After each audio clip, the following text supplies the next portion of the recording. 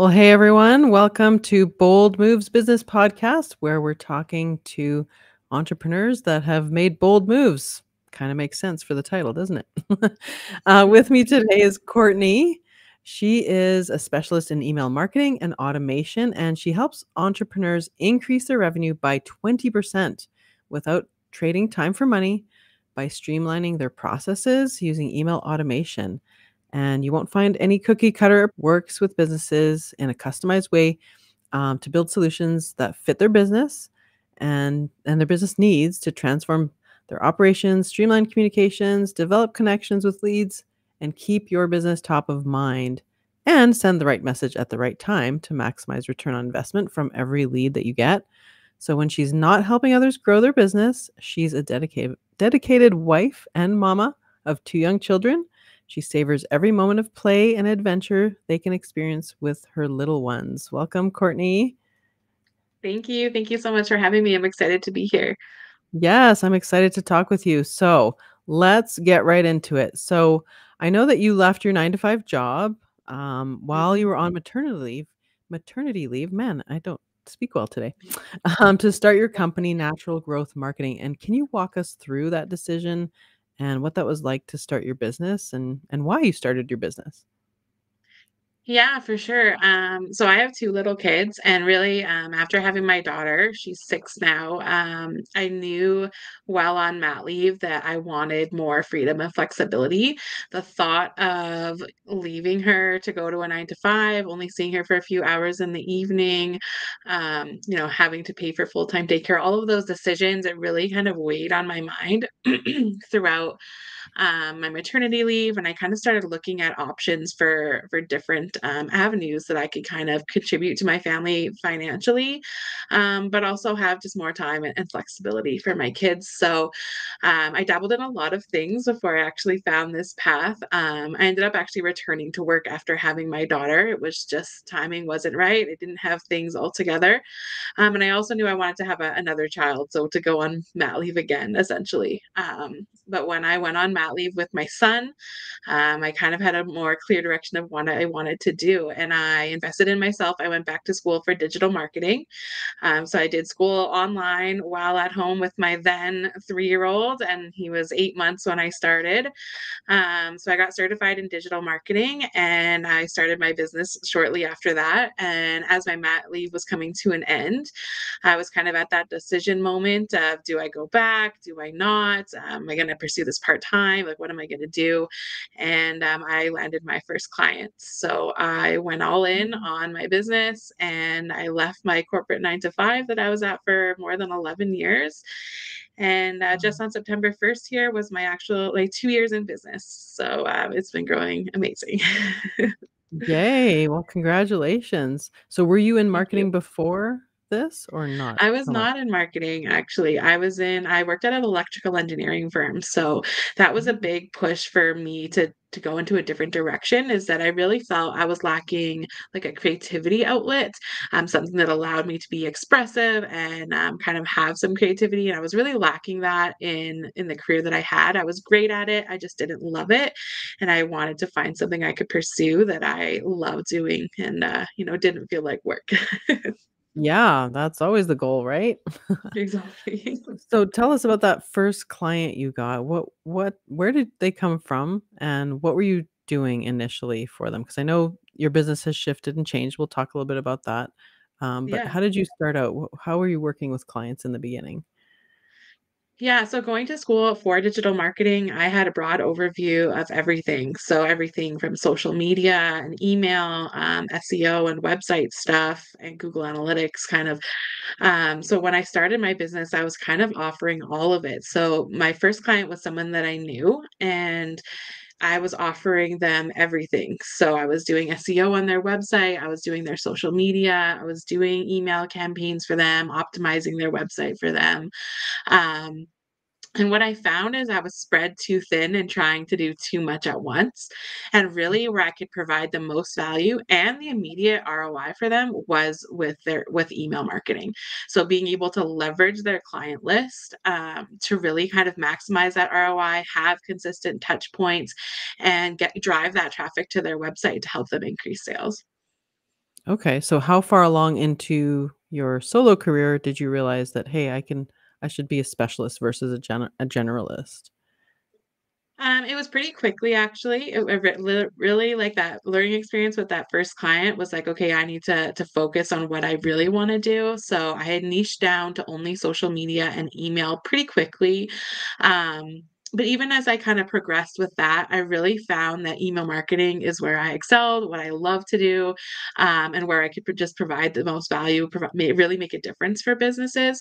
And then about a year in, so about a year ago, I started implementing automation into my own business.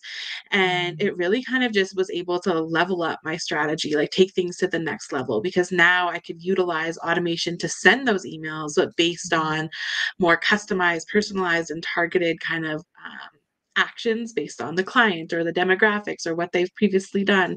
And that's when I really went all in solely on just email marketing and automation. Oh, wow, that's awesome that you realized so early on, um, what your clients actually needed and what your sweet spot was too, right? I think Mhm. that's sort of the idea. The goal is to always kind of marry the 2. Like, what does the market need and what am I great at and what can I get paid for? And that's kind of like the convergence of those 3 things is where it's at. Um, tell us a bit about because I always wonder this. I started my business quite a long time ago, longer ago than you. I've been in business for myself for 16 years, and I feel like, man, if I just knew everything I didn't know back then I probably wouldn't have started my business, right? 'Cause there's so Yeah, much to know that you're just like going in blind and kind of, a little bit naive maybe.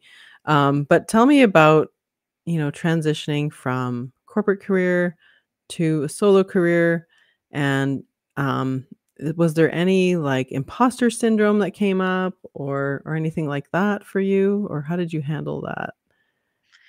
definitely. I still feel imposter syndrome sometimes, as you kind of grow and you learn new things or you get new clients, you have that moment of, doubt, am I really doing this? Am I capable of doing this? I think the biggest thing I had to like overcome and still, find myself working on every day is just believing and trusting in myself.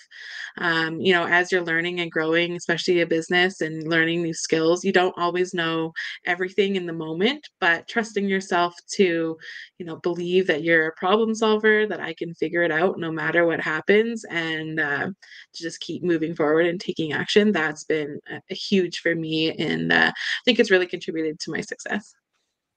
Yeah, that's definitely a needed skill when you're an entrepreneur. You have to kind of be able to roll with the punches and figure things out and just kind of say, "Yep, I don't know how to do that in your own mind, but I'll figure it out." Right?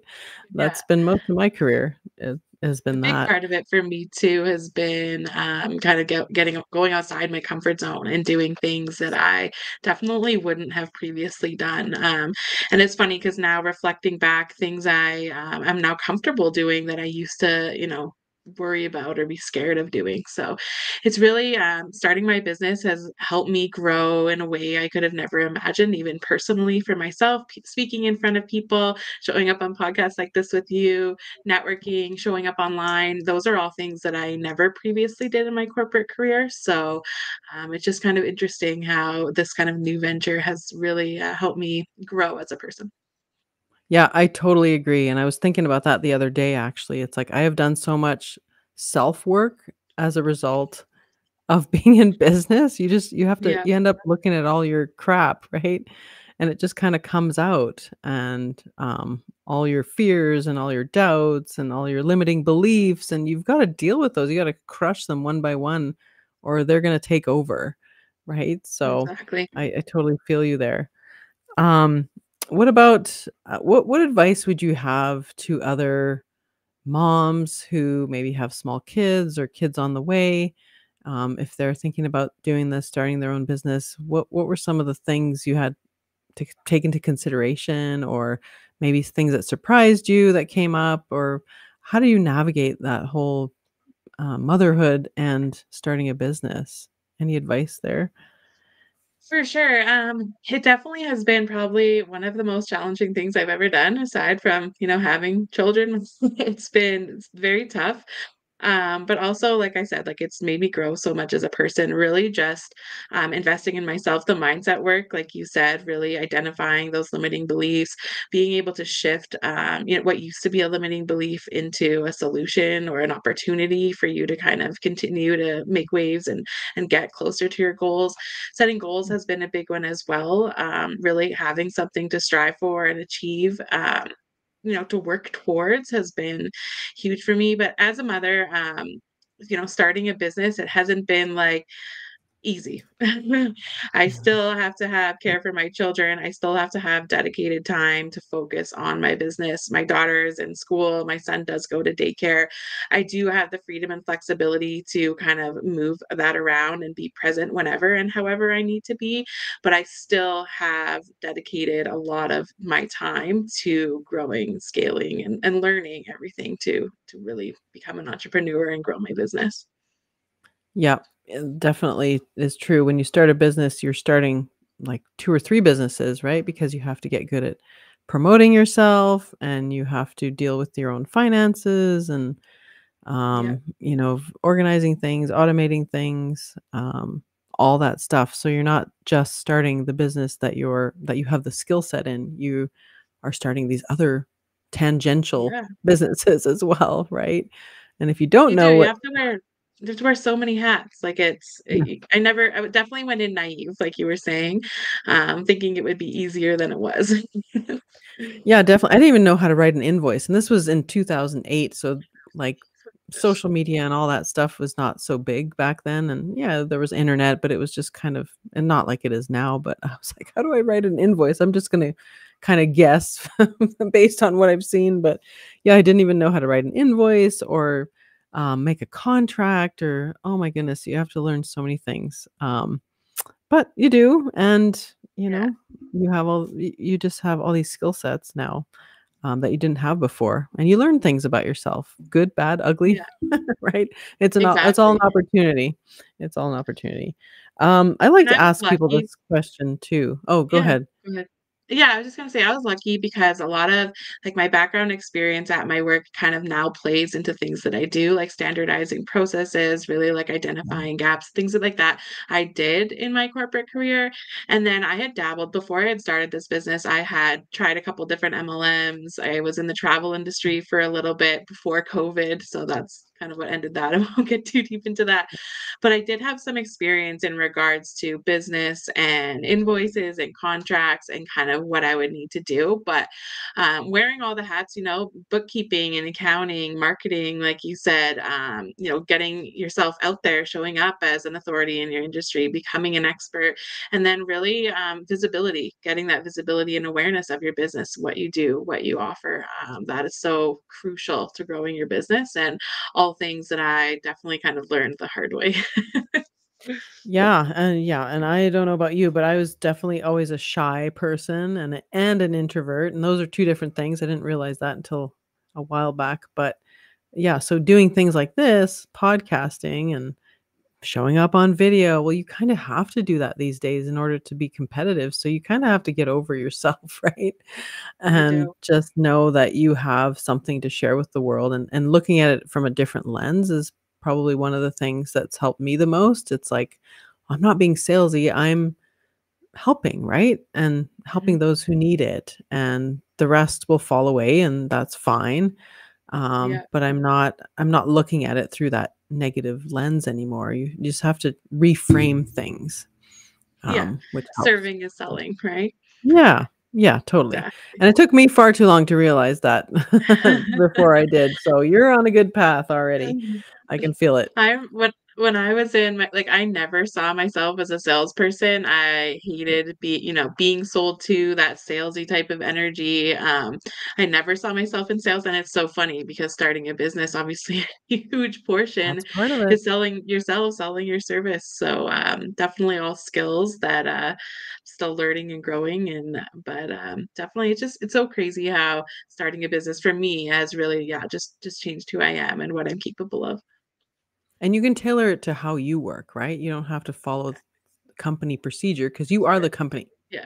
Yeah. So you can Exactly. always just tailor it to where it makes sense for you and your personality and how you like to do things. And that's how I always tell people to do that. It's like, don't just take some business coach's advice and take it like verbatim and script it Mhm. out exactly. It's not going to work. It's not going to feel natural for you. Yeah, So make it exactly. your own always. Exactly. What Um, feels good for you is important. yeah, because it won't be genuine. It'll come across, and it'll just Exactly. fall flat is what I've Yeah. found. Because I've tried to do that and it's fallen completely flat. Me too. So I tried this following a script and, yeah, it didn't work out well. I felt very just not genuine and, not authentic. It just wasn't me, and sometimes, though, experience like that show you, like, who you don't wanna be or what you don't wanna do and are really just a blessing in disguise and help you kind of figure out what it is and how it is you wanna grow your business and do things. totally, totally agree. Yeah. Okay, here's a question that I probably didn't prompt you that I was gonna ask you, but I like to ask people this. What do you think your superpower is? And it could be business or life thing. It could be anything really. What do you think? The first thing that came to mind is figuring things out. Like, I have always been the problem solver type. I've always was the person in the family that, like, tech issues or anything, people came to me. I'm the type of person where it's like, I will figure it out one way or another, even if I'm Googling it. So, Right? really, though, that problem solver type of, I love puzzles and just figuring things out. And also looking at scenarios outside the box, coming up with different types of solutions and things like that. That really is, I think, where my superpower skill set is. Being able to kind of analyze situations and the type of person that needs to really like understand all the moving parts and pieces of something, and then I can kind of figure out the best way to move forward. That's awesome. I think we're 2 peas in the same pod because I Yeah, call myself like a MacGyver of things, like, if something's not working properly, I'm like, "Okay, what do we have around here that I can use, that I can fix this thing?" Like, whether it's around the home or whatever, and usually yeah, I'll find, like, some freaky solution, so I totally feel you there. That's awesome. I'm sure that comes into your business too, like, finding for solutions for sure. clients that they may not have thought of, so I'm sure that Exactly. genius plays in there too. Awesome. Okay, Yeah. well, let's switch gears a bit and talk a bit about what you do. So, customize emails and automation and all that stuff. I'm sure people that are listening are thinking like, "Hey, yeah, I'd love an email list," or maybe I have a small one, but I don't really know how to grow it, or maybe I'm just starting it. What tips do you have around growing an email list and then actually doing the email thing, and all that? We'll start with email and Sure. let me know. Yeah, so one of the biggest things I kinda wanna start with is that in Canada, the legislation is in order to do email marketing, you need to have consent. So you need to clearly identify yourself, you need to have opt-in consent so that they're consenting to receiving your emails, and then they have to have the option to unsubscribe, which is typical when you're sending any type of email marketing, communication. So, there's lots of different strategies people can use to grow their list. If they have a lot of traffic on their website, adding a footer, a pop up, something on the sidebar where they can subscribe. You could do a lead magnet or a freebie in exchange for an email address to really start and grow your list. I usually do suggest if you have a contact form or something like that on your website, and that's where you're getting a lot of your leads, you just add that consent box because then you can Oh, that's really smart. just start to grow your email list as leads are contacting you. If you do a lot of in-person events, trade shows, networking, things like that, whether it's a contest or a QR code or depending, you can always, if you're collecting their information, whether it's written or, you use an online form, just having that consent there allows you to kind of add them into some segmented lists and then really start nurturing that audience to try and convert them from, a cold lead, someone that might not know anything about you. Mm. They're on your email list for a while and then hopefully eventually convert into a client or a sale. Yeah, absolutely. I didn't think about the checkbox on the contact form. That's smart. Um, Mhm. so I do know about consent. So when you're talking about like if you're at a trade show and maybe you're saying, "Hey, if you want my slides, you can download them here." Um, is them just simply putting their email and name in, is that consent, or does it literally have to be a checkbox that says, "I consent to blah, blah, blah," and what the parameters are? A checkbox is usually required just because Okay, then you're implying that you agree to, whatever business gotcha. kind of sending you, whether it's text or email, marketing, communications, reminders, like whatever that looks like. So, usually I do suggest having some type of checkbox because they can unsubscribe or stop at any time. Yep. But then that Yep. has it gives you the explicit consent that they have subscribed, and now you can contact them as necessary. Got it. And because I know in the States, it's a little more lenient.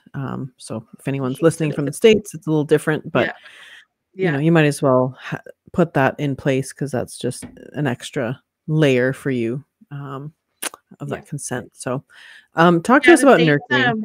we'll Oh, jump go to the ahead. States just for one sec. Yeah, Yeah. so except from California, you don't Yep. necessarily need consent.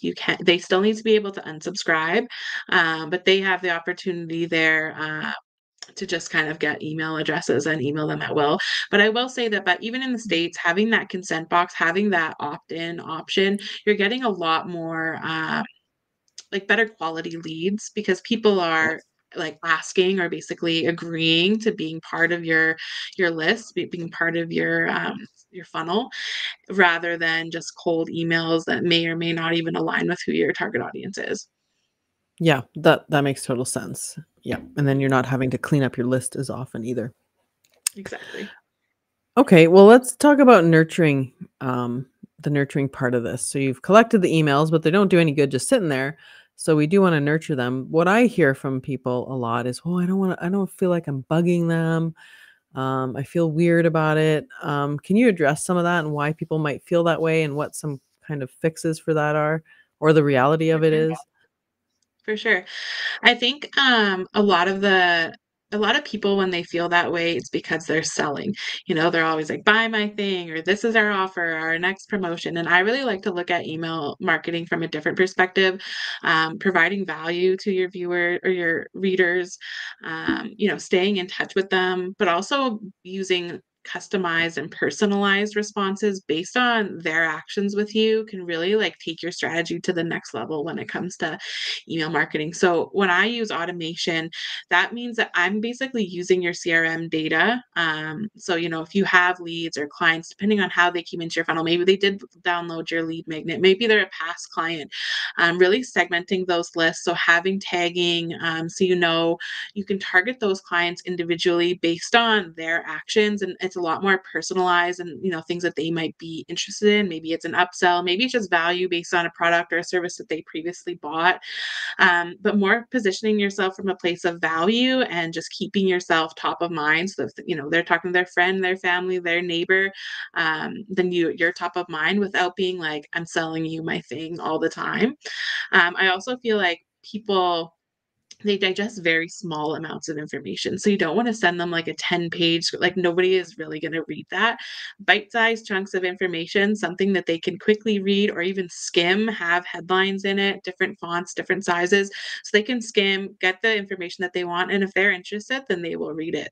Another big tip for emails is your subject line. If you don't Yes. have a catchy subject line, then no one's even reading it, right? So something that's going to draw them in, but it also like explains what the email is about is huge for actually having like a successful email marketing campaign. Yeah, those are all true. The catchy subject line I find is the hardest because it can border like clickbait, you know. For You don't sure. want that. Yeah. But yeah, it's a tricky one because if it gets too long, then it's not well received either. If it's too short and vague. I find that creating suspense or creating some kind of curiosity is always Yeah. a good one Yeah. for me. I don't know if you Yeah. agree with that. I definitely agree. Enticing that curiosity, asking a question, Yeah. things like that can be great. Some suggestions I would have is limit special characters. So, like Yeah. dashes, question marks, even emojis, limit those because those are Yes. often spam flags. There's spam words as well, like free, especially or all Oh, caps, things like that can trigger spam filters. And like you said, there is some character limits for the subject line as well as like the preview text in the next line. So just keeping it short and concise, but also relevant to what the email is about is important. Mhm. Yeah, I read a book, actually this book over here recently, and he was talking about subject lines. This guy right here. Oh, yeah. Yep. Yeah, you've probably seen him around. Anyway, Mhm. he's an internet marketer, and he was talking about subject lines, and he was saying that writing a subject line that looks like it's coming from a friend, so maybe not even necessarily doing the, first letter capital letters and stuff, like, Yep. maybe because when Yep. you're kinda quickly writing to a friend, you're not hitting the caps button, the shift key, right, to do the caps Yep. on the first letter and stuff like that. So he's like, "That tested really well." So I thought that was interesting, Yep. little tactic. They're always changing, though, that's the thing about marketing. So you've kinda For sure. it's good to be in touch with someone like you because you're on top of those things, whereas the business owner might not necessarily always have the latest information on that sort of thing. Um, The yeah, reality too is a lot of it is testing. So you yeah, try something out, you can look at the analytics, look at those open rates, those click-through rates, what was the goal of the email? right. And then just trial and test, see what works, what resonates with your audience, what doesn't, and then what does work, you kind of repeat and re-engage and reinvent that and reflect and refine kind of what is working and what isn't to really kind of just increase your results over time. Yeah, and I imagine that's different for every type of business, and it's just a matter of testing it out, Exactly. right? Exactly. Yeah. W What about people that are frustrated with, like, "Ugh, all my emails are" not all, but, like, a lot of my emails are going to spam. What are they doing wrong? Hmm. What would you say? Um, You should try and have an email domain that matches your website domain. That is a big one. So if you're Mm, sending from an email service provider like MailChimp or Constant Contacts, you can often upload your own domain so that it's mm, coming from, like, it looks like it's coming from your website. It's when they're like subsenders and different the email address isn't matching who the sender is, things like that can cause it to go to spam. A lot of the email service providers now do have spam checks and things you can do. So when you're before pre-sending, you can kind of do mhm. some testing to try and to limit that. Okay, well, those are all good tips, but yeah, Yeah, it's hard to know sometimes, unless you test, right? exactly. Cool. Okay, well, let's move on and talk a little bit about automation. I love this subject. I'm not great at it, getting better at it. But what kinds of things do you help business owners with in the area of automation? Yeah, so when I started implementing automation for my own business, it's because I was so bogged down with repetitive tasks and trying to do everything all the time. If I wasn't working, nothing was happening. So automation made such a difference in my business. And then when I implemented it into the email marketing side of things, it really just took my strategy to like that next level. So what I help businesses do is automate their booking processes. So I mainly help service-based businesses. But really like how they're booking, setting appointment reminders with options to reschedule and cancel and things like that. It really reduces the amount of back and forth between you and your leads. I automate on the back end, so how they're following up with leads. We do referral campaigns or review campaigns, different incentives to try and basically get more business out of your existing clients. And then we do like long-term follow-ups and things like that. So we automate kind of every process around your sales pipeline that we can, because that not only streamlines your communication, it makes you a lot more efficient, but it also just doesn't, those are things that you don't have to worry about as a business owner Yeah. anymore, which is huge, right? Because that means that there's emails, there's things happening in the background that you're not having to think about. And then all of a sudden you're top of mind and someone contacts you out of the blue. Maybe it wasn't so out of the blue. Maybe they just got an email from you 2 days ago, but because they're in your funnel and this is all happening automatically, it just helps you grow and scale your business kind of on autopilot. Yeah, that's awesome. What are your favorite tools for automation, like for sending Yeah. reminders about testimonials and stuff like that? So my signature offer, I use a software called High Level, Go High Level. Oh, yeah. So Yep, I that's help. a good one.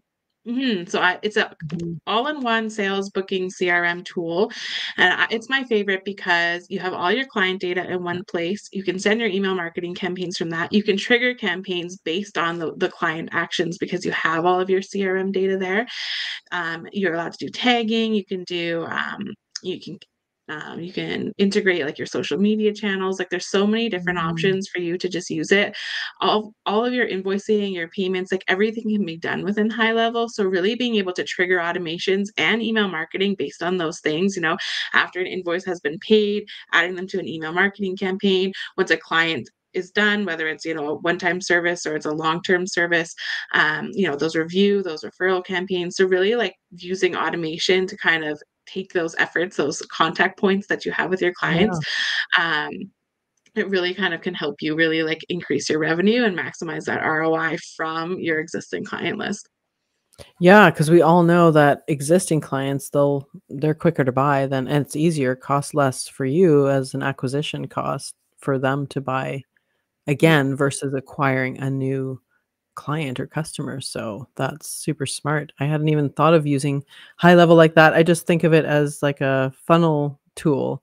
So I didn't realize it did all these other things as well, like automating Mhm. everything and like acting like almost like a HubSpot CRM as well, right? Yeah. So I also have experience in HubSpot. I have experience Okay. as well in Salesforce. I worked with quite a few different CRMs and then different email service platforms. So like the MailChimp, Constant Contact, Flowdesk, ConvertKit. I have experience with a lot of those. I've used some third-party automation tools as well, like Zapier, to kind of help with some of those integrations if you are using different software for like your CRM and then, email marketing. But a lot of the times, a lot of my clients that come to me, what they're doing right now isn't working how they want it to. Yeah.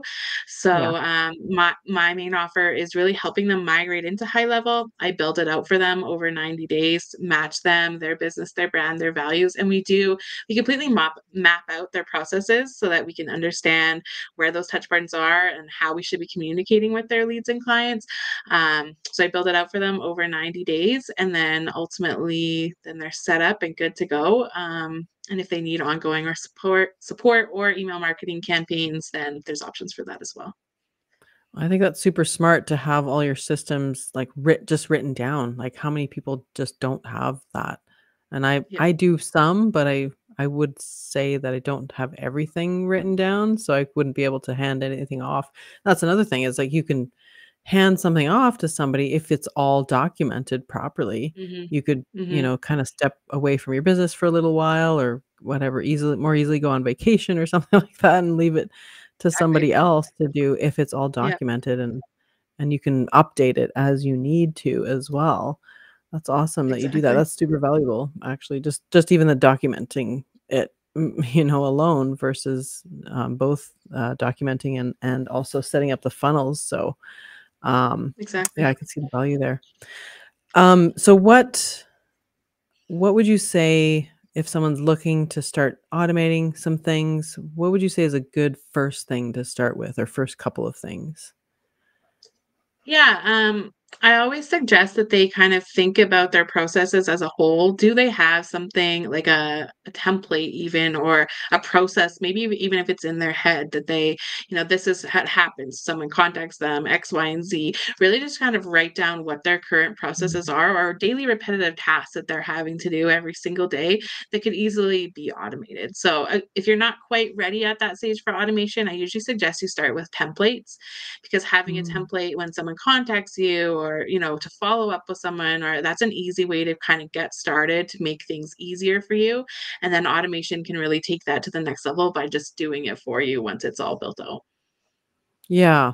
Yeah, I'm a big fan of, like, do the thing manually first, write it Mhm. all down, get the kinks all worked out because sometimes Yeah. there's things you hadn't thought of, and then start automating certain parts of it. Um, and then, always, like I'm always trying to keep the human aspect of the brand intact, right? So, like, automating the things that don't require so much of a human touch or at least trying to keep that brand personality in it, even though you are automating it. I would say Yeah. that's probably important for a lot of business owners too, is to like Mhm. just because it's automated doesn't have to be bland and boring. Like make sure to keep your whatever that persona is, that personality of your brand in there, right? So it just has that cohesive feel and it just still feels like it's coming from a human at least, For sure. right?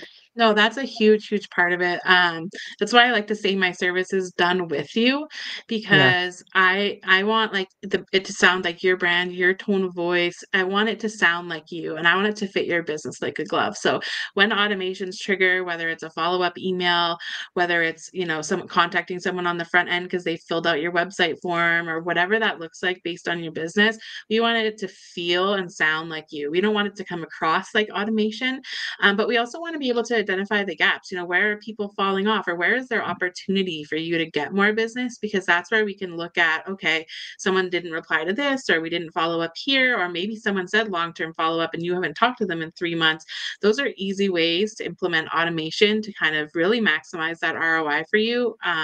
By just kind of doing things that maybe you've overlooked, haven't thought about, or have just you haven't got to. Because as a business owner, we wear so many hats that it's easy to get overloaded with things to do and kind of forget about certain things. Yeah, it totally would be. And would you Yeah, say that's an accurate number, like increase your revenue by about 20% if you're doing automated tasks versus doing them on your own? That's quite incredible. for sure. Who doesn't want that? I would say 20% is about average, because what we like by especially on the backside of a sale, following up with them to get more reviews. Reviews not Yeah. only help you on Google with your SEO, your profile showing up higher, that's getting you more business.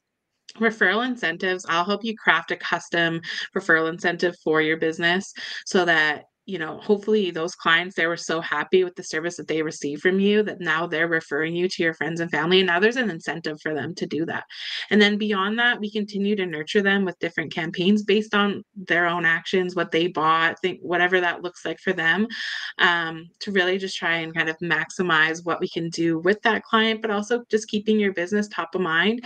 I know a big part of my business so far has been referral based, Yeah.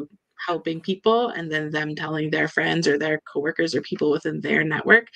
Incentivizing people to leave referrals can be huge for a business. And especially if you have an existing client base that you're not really utilizing right now, there's a lot of opportunity there for you to kind of build those connections with those clients or those leads Mm. and just try and, kind of maximize that revenue from there. Yeah, that's smart. I ask every business owner I come across, I always ask, "How do you get your business? How do you get your clients?" And the number one thing, it doesn't matter if they're a huge multi-million, billion-dollar company or a solopreneur, they always say word of mouth. People like us, people talk about us, and so you might as well maximize that, the best you Exactly. can, because that's the quickest path to another client, I think.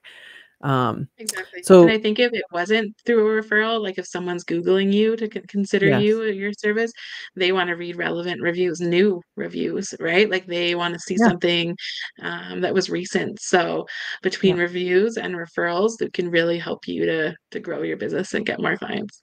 Yeah, absolutely, and it helps with your SEO if you're on Google, if you've got Yeah. reviews on Google, right? So it's a double whammy.